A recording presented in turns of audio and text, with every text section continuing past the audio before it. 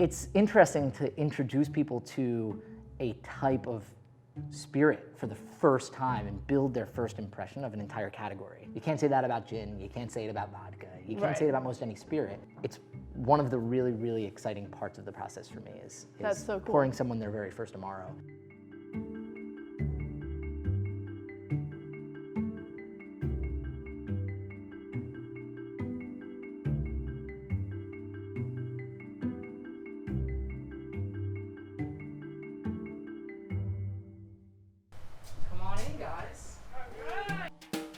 Thank you so much for having us here at St.Agrestis. It's my pleasure. I mean, you know that we're huge fans.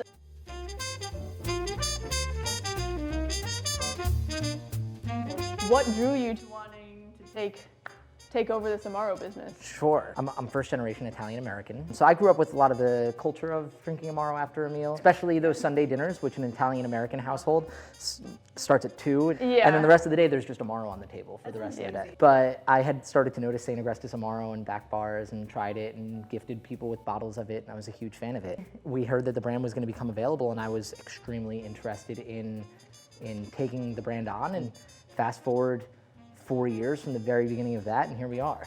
So you had obviously been drinking Amaro for a long time, but how much did you know about making it? It turns out you can't just call up an Italian Amaro producer and get an internship. I feel like it's the Levain cookie. Like Yeah, exactly, exactly. You never know what the secret You can't. I get a couple drinks in me, I'll start revealing some things, but there's things that I'll take to the grave. I don't come from generations of Italian Amaro producers or herbal liqueur producers in general, which is fun because the first batch of Amaro is always going to be the worst batch of Amaro I ever made. It's never going to get worse. It's only ever going to get better and better and better. You know, it's not the recipe changing, but processes and just different things that we can learn in an ever-changing environment as well. All those different things play into the extraction of herbs and spices and flowers and roots and seeds and citrus. Which are also all natural and all always evolving and you're never going to get the same batch of time. I have an extraction of gentian root here, so we're gonna taste it, but we're gonna taste it from the botanical bag. I mean, I just kind of want to bathe in that. This is the bitter base of everything St.Agrestis. This is where part of that, old world romance comes back into play. Yeah, it's almost like it has a saffron-y turmeric. Yeah. Yep, totally. My hands will be yellow now for the rest of the day, period. One thing that we do that's pretty unique is we individually extract all of our botanicals. Rather than throwing a bag that's got a blend of botanicals into a big stainless steel vat, which is where they do most of their extracting, we do individual bags of botanicals. So this is just gentian root, and what was being pulled from there was just a gentian root extraction. It gives you complete control. Like we were saying before, it's a natural thing, so this one might not be as potent as the last one. As you're tasting it, you can say, oh, that's perfect, and that might be 5 days earlier than the last batch. You nailed it. Right? You nailed it. Yeah. It also puts a little bit more pressure on you guys with now you have to keep an eye on 20 different extractions rather than just watching one thing happen. Woo! Look at this! Love it. So join me at the bar, and we'll taste through. I mean, lucky for us, we're thirsty. I know. Well, that's good. Just the smell of it, you're like, ah. Cheers, guys. Cheers!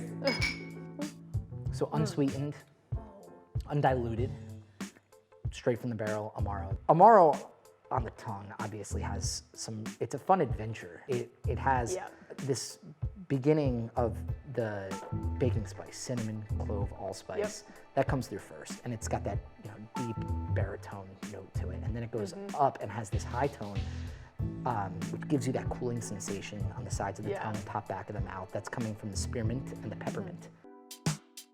Brooklyn, New York, they've all embraced you. So how have you been able to take some of the Brooklyn culture and Manhattan culture and put it into such a historically Italian beverage? It's an important part of the packaging. Part of what we were going for with the St.Agrestis packaging across the board was sort of psychedelic 1970s New York City funk. That was kind of Totally see that. That's very what we Studio wanted. 54. Exactly, exactly. And there's a lot of musical inspiration that goes into our labels. The Amaro pattern, for example, it's an abstract of piano keys. The reason for it is we were listening to a lot of piano when we were creating the Amaro label and the concept for the package for the Amaro change. Everything is deliberate with St.Agrestis. I mean, there's nothing that like just accidentally happened. The original image was, I'm like looking behind you, the, Yep. what do you call it, like a saint? She's a saint, we call her a goddess. What's Yeah. funny though is that we actually were looking at pictures that we had taken in Italy. Uh-huh. And I had taken a picture of a wall that was literally tiled with tiles with an image just like like her. Really? Agrestis was not a real saint. The word means of the land of the earth. Yeah. So she's holding in one hand an elixir and in the other an herb.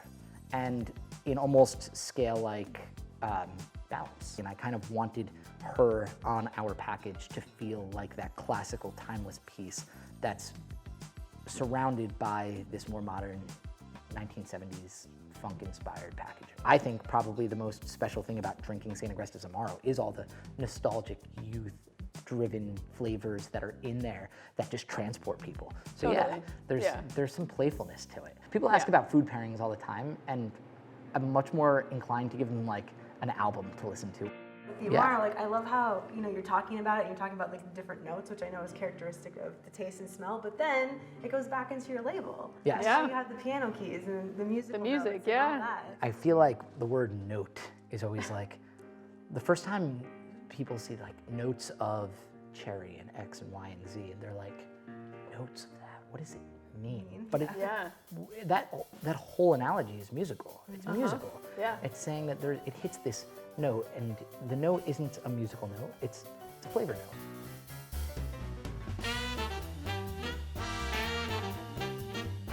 The Amaro, obviously, to some degree, it's what we're known for. Whenever we release something new, if it gets some press, they always say Brooklyn-based Amaro company, St.Agrestis, releases their spritz in a can, or their Negroni in a bag-in-box. We're always an Amaro company first.